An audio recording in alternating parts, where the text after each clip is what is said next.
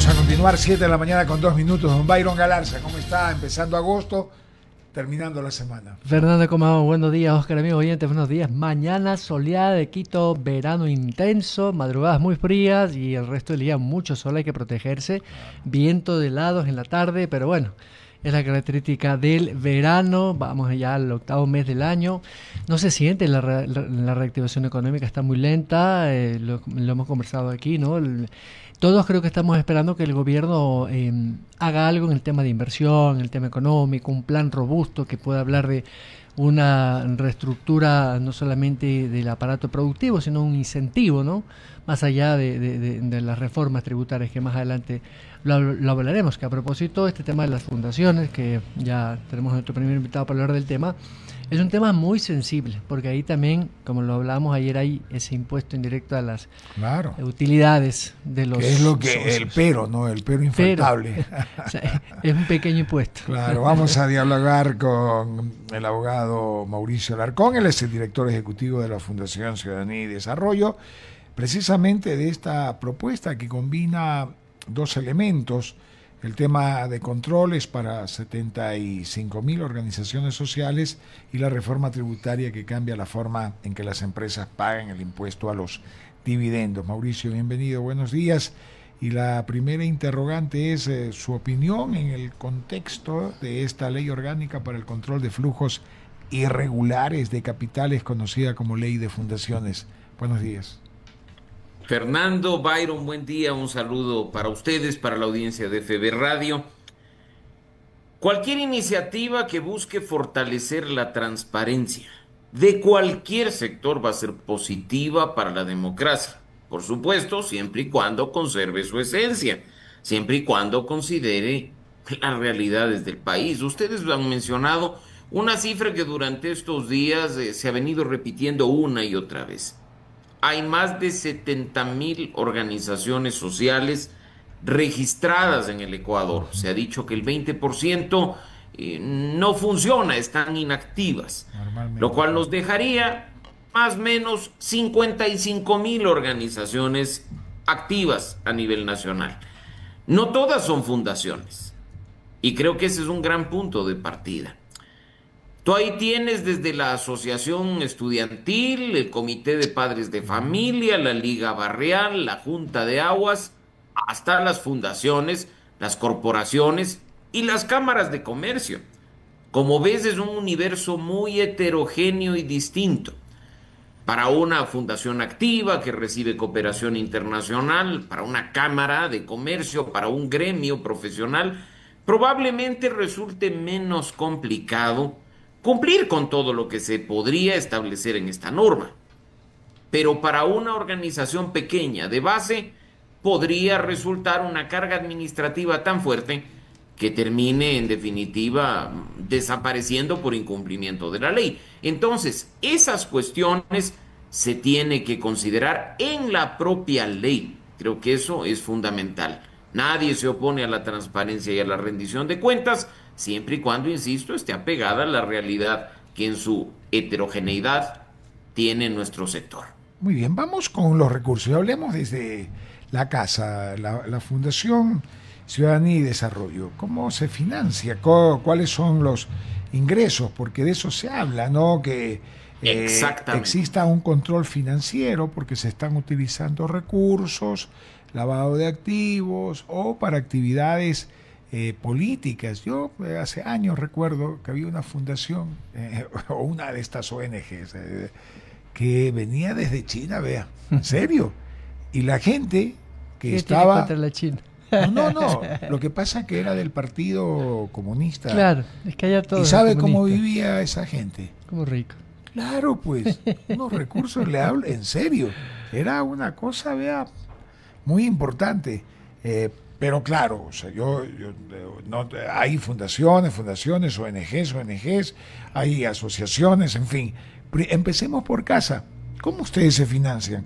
¿Cómo les llegan los recursos? Me encanta la pregunta, Fernando, porque incluso no quisiera responderte yo y tú tendrías que entrar a nuestra página web, dar clic a la sección de transparencia y encontrarías absolutamente todo. Porque ahí están hasta los logotipos y los enlaces de las agencias de cooperación, fundaciones, ONGs internacionales que apoyan nuestro trabajo. ¿Cómo se financia? Voy a hablar por nosotros, Exacto. como tú me has preguntado, Ciudadanía y Desarrollo. Ciudadanía y Desarrollo tiene primero una prohibición autoimpuesta de recibir recursos públicos adicionales. Es decir, durante los 16 años de vida de nuestra organización no hemos recibido un solo centavo de recursos públicos ecuatorianos. Nos hemos financiado con cooperación y financiamiento internacional. ¿Cómo funciona esto? Sale una convocatoria a nivel país, a nivel regional, a nivel mundial. Tú presentas un proyecto, una idea de proyecto, y si a esa cooperación le interesa, te dice, desarróllenme una propuesta completa. Si esa propuesta completa es seleccionada, tú firmas un convenio que no tiene ni una ni dos páginas. Son convenios tan largos como los contratos que se firman a nivel nacional, donde te dice qué puedes hacer, qué no puedes hacer, cómo van a ser los pagos, tus actividades que has propuesto, cómo vas a medir el impacto, quiénes son tus beneficiarios. Y en ese mismo convenio se dice, si yo te estoy dando $20,000, estos $20,000 primero van a pasar por tu cuenta de banco. No es que yo voy a viajar a Ecuador y darte una maleta con los $20,000. No, no, no, no. Vamos a pasar por el banco. Dame tus datos bancarios. Segundo, no es que te mando los $20,000 de golpe, porque tengo que asegurarme que haces bien las cosas. Entonces te mando 4 pagos de 5,000. Y bueno, digamos que llegue el primero. Llega a la cuenta bancaria de la fundación. Ya. El banco en el que nosotros tenemos la cuenta, no le vamos a hacer publicidad acá, por supuesto, dice, acabamos de recibir esto que está identificado, y uno dice, sí, tenemos un convenio, este es el primero de tantos pagos, y esa información que tiene el Sistema Financiero Nacional se cruza con la UAFE, con el SRI, y ese dinero que ingresa es el que se destina a las actividades. Es decir, si yo por omisión no quisiera o no podría o no debería estar pendiente de esas cosas, ya las instituciones nacionales se encargan de cruzar datos de tal forma que saben lo que está llegando a nuestra cuenta. Pero por supuesto, ese es el proceso ordinario, regular con las instituciones. Yo lo dije el día de ayer en un medio televisivo nacional. Creo que tenemos que ser realistas, Fernando, Byron y amigos. Si el narcotráfico y el crimen organizado han logrado permear en la justicia, en los gobiernos locales, en los medios de comunicación, deben haber también echado ojo a alguna organización o haberse montado su propia organización, como ya hemos conocido y ha citado el gobierno algunos ejemplos. Entonces, lo único que hay que tener en cuenta acá es que no se puede meter a toda la sociedad civil en un mismo saco. Por ello es que he sido yo reiterativo durante estos días, desde que el martes se presentó el proyecto de ley. Si el gobierno tiene identificadas estas organizaciones que lavan dinero, financian actividades delictivas o tienen vínculos con el crimen organizado, deben de manera urgente, si es que no lo han hecho ya, ponerlo en conocimiento de la Fiscalía. Porque ahí no importa la ley de flujos irregulares, lo que importa es el Código Orgánico Integral Penal. Ahora, ¿ustedes no tienen algún temor que a veces por esto de ser mediáticos y de opinar, de analizar la situación del país, pueden ser revisados, auditados? Porque a veces dice la letra pequeña Eso, y Fernando, tú mencionas, mira, yo no tengo temor a la transparencia. De nuevo, yo te invito a visitar la página web de Ciudadanía y Desarrollo, donde hasta están los informes de auditoría externa. Porque a nosotros, como capítulo de Transparencia Internacional, eh, nos es obligatorio recurrir a una empresa de auditoría externa para que coja toda nuestra información financiera y vea qué está pasando. Y diga si lo estamos haciendo bien, si lo estamos haciendo mal, si hay alguna discordancia, algún problema. Si es que yo te digo, yo a la transparencia no le tengo ni un poquito de temor. Mal haría yo, y tú conoces, igual que Byron, impedir transparencia al gobierno local, al gobierno nacional, a las funciones del Estado. Si yo no la doy, pues sería incoherente de mi parte. Pero esa letra pequeña que dices tú es la que, con el proyecto de ley en la Asamblea, invitamos a nuestros representantes a echar ojo y a perfeccionar el proyecto. Y que no pierda su esencia, Claro. el de la transparencia y la rendición de cuentas. Porque mira, Fernando, por ahí, tú y Byron recordarán, en el año 2013, un gobierno que al menos para mí es de triste recordación, disolvió Fundación Pachamama, ¿te acuerdas? Sí, sí, claro. Y el argumento que utilizó el Ministerio del Ambiente fue que Fundación Pachamama estaba afectando la paz pública y la seguridad del Estado. En esa época se aplicó el decreto 16. Lenin Moreno hizo algunos cambios, nos dio el decreto 193, que es el que hoy nos regula como organizaciones, pero en el proyecto de ley un poquito más adelante de los temas de transparencia, te encontrarás tú las causales de disolución de las organizaciones. Y reviven esta perversidad del decreto 16 y te ponen que las organizaciones podrán ser disueltas cuando afecten el orden social y la seguridad del Estado. Las mismas causales que fueron discrecionalmente aplicadas para echar abajo a Fundación Pachamama o cuestiones similares como las que utilizó el entonces tristemente célebre gobierno para disolver la Unión Nacional de Educadores. Esa letra pequeña es la que no tiene nada que ver pues con la transparencia, porque de nuevo, si alguien está cometiendo delitos, para algo está el Código Orgánico Integral Penal. Estamos dialogando con el abogado Mauricio Alarcón, director ejecutivo de la Fundación Ciudadanía y Desarrollo. Byron Galarza se incorpora al diálogo. Hola Mauricio, ¿cómo está? Buenos días. Y en Ecuador, además de fundaciones, hay corporaciones que, digamos, podrían tener una figura jurídica algo similar, porque algunas corporaciones son sin fines de lucro, la mayoría, ¿no? Así En es. actividades educativas, de salud, de cultura, de derechos humanos, en fin. ¿Esas también entran a formar parte de esta revisión de la ley? Mira, la norma cubre a todas las formas de organización social. Las que mencioné al inicio, ese universo de más de 70.000, que depurado podría ser de más de 55.000, porque el paraguas que les cae a todas es la del Código Civil. El Código Civil crea la figura de las personas jurídicas con finalidad social y sin fin de lucro, para dividirlas y separarlas de las que sí persiguen fin de lucro y que se las conoce como empresas, compañías, sociedades. Dentro del espectro de las que no tienen fines de lucro, nuestra propia norma establece, hay fundaciones, hay corporaciones, hay asociaciones, hay federaciones, hay confederaciones, entonces adoptas 1001 formas posibles. En ese sentido, a propósito de las dos figuras que tú mencionas, Byron, hay una sola diferencia entre las corporaciones y las fundaciones, y no es el tema del lucro o el no lucro.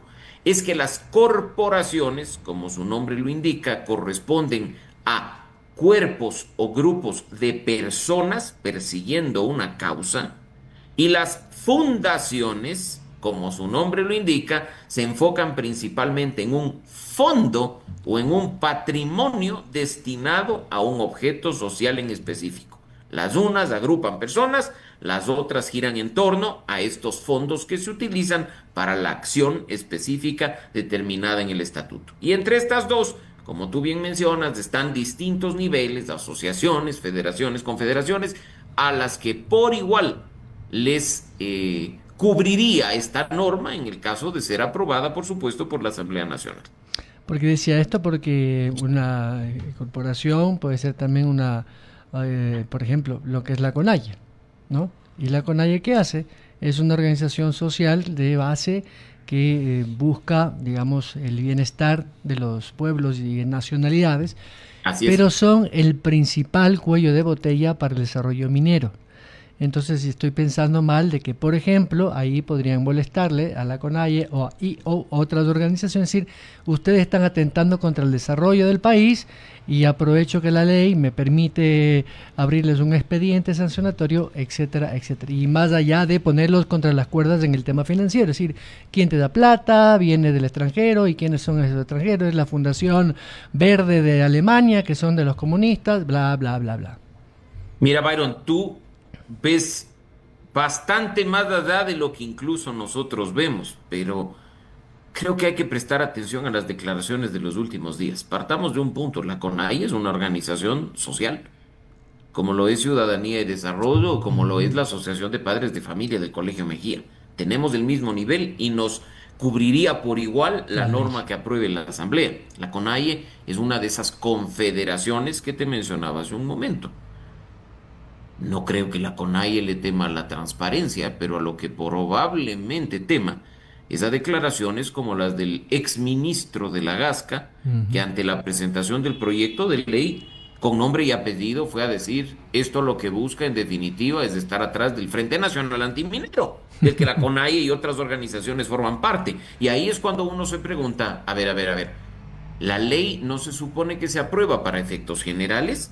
La ley no se supone que se aprueba para un grupo en específico, que en Las- este caso, claro, es grande, pero es un grupo, el de las organizaciones sociales. ¿Por qué se está hablando con nombres? ¿Es que acaso la ley esconde algo que pueda activarse con dedicatoria? Y entonces creo que empiezan este tipo de temores porque ya lo vivimos. Y aunque algunos digan que les perturba ser comparados con el correísmo, pues creo que tienen la gran oportunidad de demostrar que son mejores y no que son lo mismo con otro color.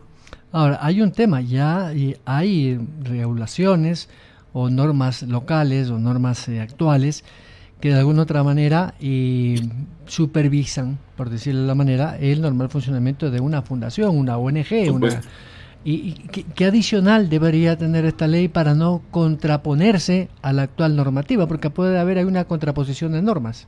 Mira, siempre hay distintos niveles jerárquicos y nosotros hemos dicho que al sector sociedad civil debería regirle una ley, porque además es una ley que debería garantizar el derecho a la libertad de asociación. No debería ser un decreto ejecutivo. No obstante, hasta el día de hoy, porque no nos olvidemos que estamos hablando de un proyecto de ley, hasta el día de hoy, el sector sociedad civil está regido por el decreto 193 dado en octubre de 2017 por el presidente de entonces, Lenín Moreno.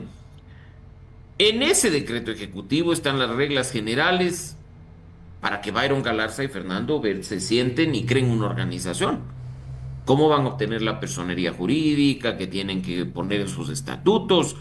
¿Cómo van a tener que registrar las directivas? Todo lo que tiene que ver con la personalidad jurídica de las organizaciones está ya en ese decreto. Pero adicionalmente a todo esto que significa obtener personería jurídica, ya se habla de otros aspectos. El régimen patrimonial está establecido en ese decreto. La forma de disolver, liquidar, reactivar organizaciones ya está en ese decreto. Ya hay reglas que cubren a las organizaciones no gubernamentales extranjeras en ese mismo decreto. El sistema unificado de información de organizaciones sociales ya está en ese decreto. Entonces, si lo que la ley busca, de nuevo, y que nos parece muy bien, es fortalecer la transparencia, la integridad y la rendición de cuentas del sector, que se enfoque en eso, para que no meta incluso, a propósito de lo que ustedes mencionaban, en la parte final, una reforma tributaria respecto del sector privado, respecto de las empresas, que aparentemente no tendría relación alguna con el objeto principal de la norma. El año pasado, la actual ministra de Gobierno y en ese entonces ministra de Inclusión Económica y Social, Zaida Rovira, denunció a unas 65 o 70 fundaciones de malos ¿Sí? manejos con recursos públicos en esto de la atención a niños pequeños, ¿no? Por 4 millones de dólares, no Se iba a recuerdo, ¿no? investigar y todo. Claro, entonces Efectivamente. digo yo, que ahora pues que es ministra de Gobierno, de pronto también ella está impulsando este proyecto para, y con eso decir, a ver, vamos a ver quién recibe qué y cómo lo está utilizando, y ahí no sé hasta qué punto puede haber discrecionalidad. Pero mira, y creo que es vital lo que estás mencionando, mi estimado Byron, por una razón. Este hecho de la ministra Rovira y el entonces viceministro Burbano tuvo lugar hace más de un año, junio Ujú. de 2024. Ellos acudieron a la fiscalía a denunciar a 26 fundaciones a las que se les habría asignado 4,5 millones de dólares para atención a grupos vulnerables y que habrían manejado mal los fondos. ¿Requirieron una ley como la que se está proponiendo en este momento? No. No. Fueron a la fiscalía y denunciaron el cometimiento de un delito. Si además son fondos públicos y estaríamos frente a un eventual caso de peculado de malos manejos financieros con dinero de los ecuatorianos, hasta la Contraloría se activa. Entonces, no es que requieres una ley y que al fin aprobando esta ley van a poder hacer las cosas cuando ellos mismos, hace más de un año, utilizaron la institucionalidad y los canales vigentes para denunciar este tipo de malas prácticas, ¿no? Que por supuesto son condenables, más aún si corresponden a manejo de recursos que nos pertenecen a todos y que están destinados a la acción social. Ahora, la cooperación internacional está en algunos sectores en Ecuador, pero también está, digamos, en otras partes de la región, me refiero. Antes existía USAID, bueno, USAID ya pasó Desapareció. pasó a mejores manos. Pero claro, evidentemente hay fundaciones y hay corporaciones que reciben esa ayuda internacional. Creo que si no me equivoco la mayoría viene de Europa, de los nórdicos, por ahí de la Unión Europea, que no es lo mismo, y algo de Canadá, y por ahí alguna que otra gringa. ¿Podría generar algo de preocupación en la cooperación internacional al observar que esta normativa nueva podría generarles mayores problemas desde el punto de vista administrativo y financiero, como para decir, evaluemos mi cooperación en Ecuador hasta no tener una claridad de la norma? Yo espero que no, Byron, porque la cooperación internacional tampoco le teme a la transparencia.